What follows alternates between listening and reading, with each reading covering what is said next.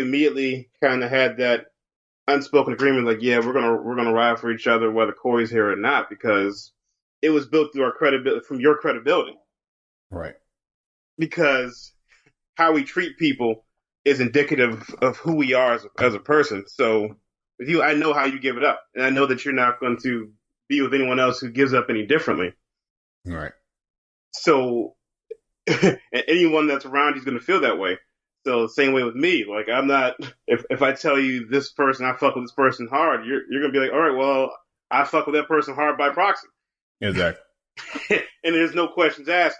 And that's what people run into trouble with when you start introducing significant others. If you don't have that credibility with your circle to be that person who stands with on a principle and has a unbreakable philosophy that, for better or for worse, is what is what they live by. Anyone that they bring in is not going to be accepted. They're going to be rejected because, like, yo, like this person, like the person that's bringing you in, don't really know what the fuck they want to do anyway. Yeah. So that's why when that person is invited in, if you have the credibility, when you do bring that person in, then everyone knows, oh shit, that's for real. Like when you met Shannon, if you knew what time it was when I introduced you. Yeah. Absolutely. Absolutely. Because you know what kind of person I am. You know I don't waste energy on people that ain't worth that shit. Absolutely. Beyond a shadow of a doubt. And that's what happens with most of these relationships where friends are cynical of the person they're coming in, or whether the boyfriend or girlfriend coming, like they don't take them seriously because the person, their friend, they know will be on some fuck shit sometimes. So like it makes it harder for that person to get respect from your circle.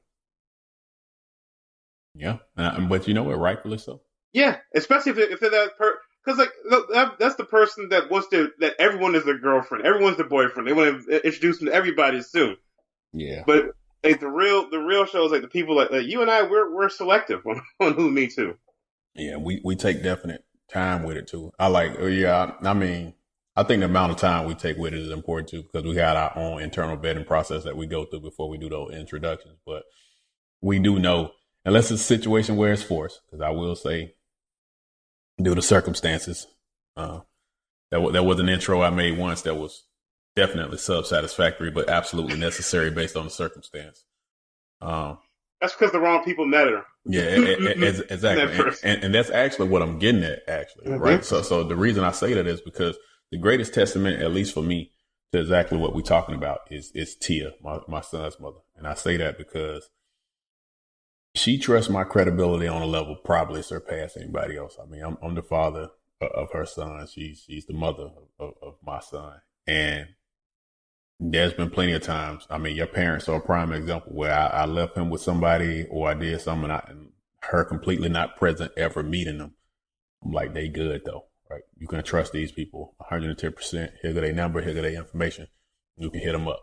And what I followed that with was, very first chance I got, I took up there and I introduced them. But I say this is the greatest testament because, like, I think the first time she met you was when we was probably recording the podcast. And mm-hmm. She met you and Shannon at the same time. She already knew Trey. And once again, like when I introduced her to Trey, to the point where, they really was looking out for each other while I was in Afghanistan. Like that's the level of credibility that you have to have. And it wasn't like, all right, let me vet this dude to see if I need to look out for him or not, because Corey asked me to, and he in Afghanistan. It was just like, shit. If Corey said he's good, he's had him around Adonis. They was fucking roommates while Adonis was there. I know Adonis is good with this person. Like, I know Corey vetted him probably more thorough than I ever can, and I just by proxy trust him. And she commits. I mean, more than one time when you trusting your kid with somebody before you even meeting them, like you're committing your full trust into my trust. You're trusting me to be, entirely capable of vetting somebody enough to have your child around them and to instill the same values and discipline and principles that I would. And when all of you met, like it was damn near automatic, where everybody in the room was just, I mean, we settled into a national, just a natural rhythm where it was like, shit, everybody in this room give it up. Mm-hmm, mm-hmm, mm-hmm. It wasn't a question or a conversation that we had. It was an introduction, and we ran with it. And that was literally the first time y'all met. And she had met everybody pretty much then before you. Granted, you knew of her and knew about her, but that was the first time you all officially met in person. And there was no, like, there was no real deep introduction or conversation needed. We actually went into a very entertaining and open conversation right after that. A conversation that you would usually have with people after you had known them for a while, but we we just naturally did that. But the level of trust somebody has to have in your credibility. Like if I'm not credible, if I was a fuck boy or a shit ass nigga that wasn't taking care of his kids and could not be trusted to judge somebody's character, should have been like, who the fuck you got my chun around? Like like who you talking about is gonna come and pick him up, or who is, you know, she definitely be like, who the fuck is Rich, or who is Trey, and why are these motherfuckers around my kid? Like nothing changed with Adonis. He still knew what was what, gave it up the same. He knew he could follow the direction of you or Trey in my absence. And she, more importantly, knew it was okay for him to follow the direction of you and Trey in my absence. That shit is fucking enormous. Mm-hmm. Especially for a mother in relation to a child. That shit is fucking enormous. Like, put that level of credibility in me, and I'm definitely grateful that she did it. But to be able to do that is just, like, I know how defensive we both are and protective of Adonis. So it's like shit. For her to like just flat out acknowledge and be like, all right, well, haven't met them, but they good to go. So, because Corey said so. Like that is outrageously huge in my book. That only comes from a level of intimacy that is a result of time spent together, from emotions being spilled. Yep. And in going through many different things together. So if you're one of those people that's sitting there and like, well, why haven't I met this and that? And also, let's get this one thing straight. Meeting our mothers doesn't mean shit. Not a thing.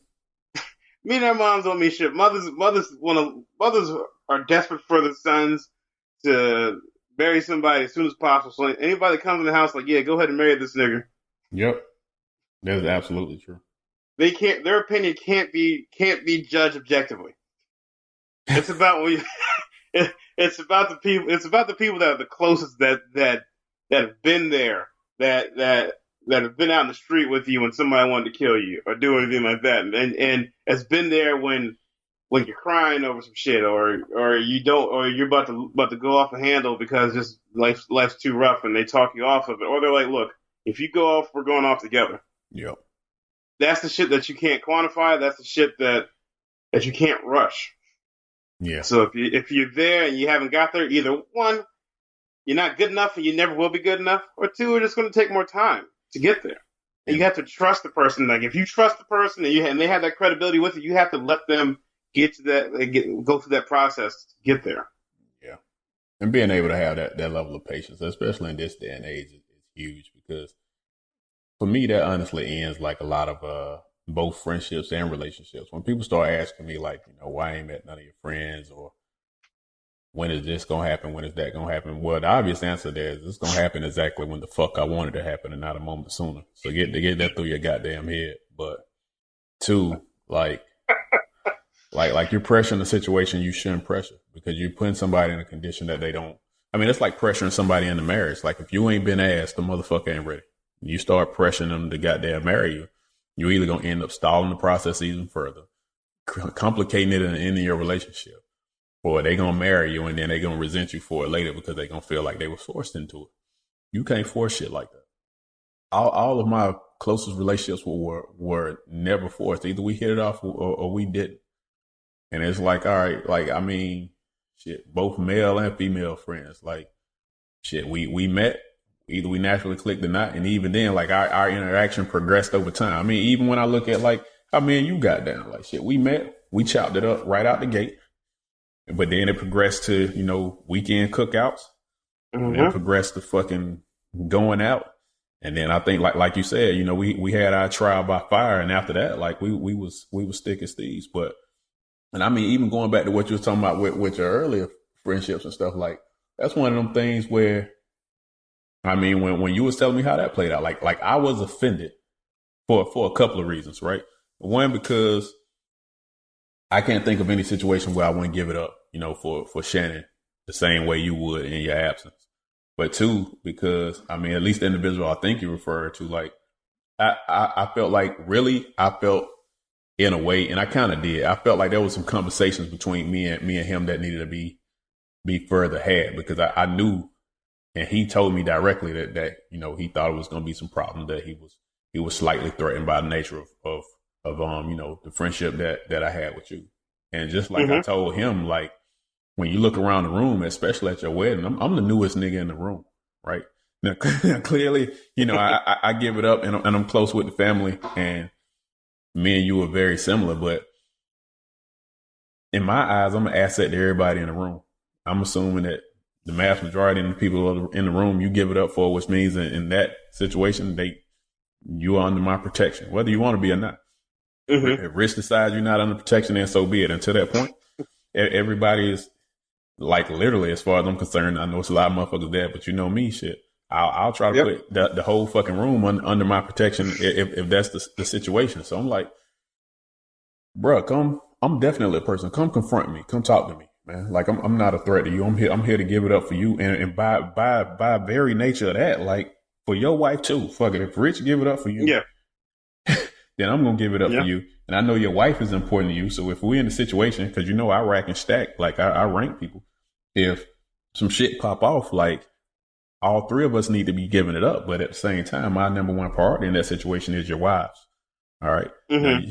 You all are a priority, but as people fall, as they will, like, you rack and stack. But, like, never feel threatened by a friendship if it's not necessary. Like, and that's why I gotta definitely, like, give it up to Trey, because Trey lived with me. We definitely give it up for each other, and he always knew about you. But he was like, shit, I don't know the motherfucker yet, but just know, shit, if you homie needs something, and you need to dial my number to make it happen, nigga, dial my number. Shit. That's what you do. And once again, sight unseen, unmet. And I'm like, all right, whatever. And I expect, and I mean, that's another thing. You and Trey are a prime example for it too, because a lot of people don't like this, and I'm going to say it directly, right? And Trey will probably give me shit about this later, but I expect for my friends to have conflicts. I expect for them to work through it. Don't be a dumbass all the time, but look, I don't expect for the relationship to be peachy clean, right? Now, I mean, like, even, with me and you and with you and him, like, I ain't never had no major conflicts with either of y'all, but both of y'all on numerous occasions then came to me and been like, all right, nigga, here's what it is. And I'm a person that's just rational enough. And I thank God for, both my parents doing whatever they did to raise me this way, and two, for me to really understand it. Well, I'm not about to sit there and go back and forth with no grown ass man if I'm clearly wrong, or if I might just be a dumbass. I'm not about to argue with no motherfucking body. I'm too old for that shit, and I don't do that shit anyway. Now, there's some times where I might open my mouth to look like I'm going to say some shit, but typically what's going to come out is, you got it, because I already know the shit that I'm about to say is some dumb shit.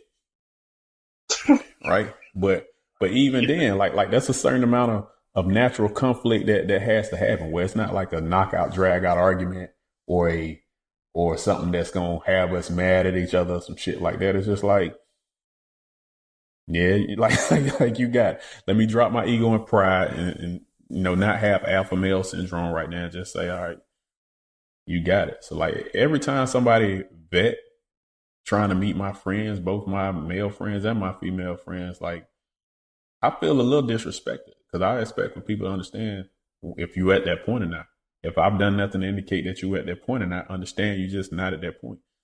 You're going to end the relationship real fast by pressuring me into doing some shit, or even, well, you're not going to pressure me into doing it, by trying to pressure me into do some shit that I don't want to do, or doing some shit like, being allowed to be present while I might be talking to them, but not being invited into the conversation. Don't invite yourself into my fucking conversation with my friends. I'm talking to my friends. You're not a fucking factor at all. You'll be a fucking factor to them when I introduce you, and you are a part of that circle. But especially if everybody on the call is not even necessarily my friends, what the fuck's going on? Like, don't do no shit like that. So when it's done, I'm like, you disrespected. And a lot of people think, oh, that's a small thing, but no, you disrespected on the level there in my book. You might get the axe. I agree with you. I'm the type of person that I'd rather cut you off than let you pressure me into a decision.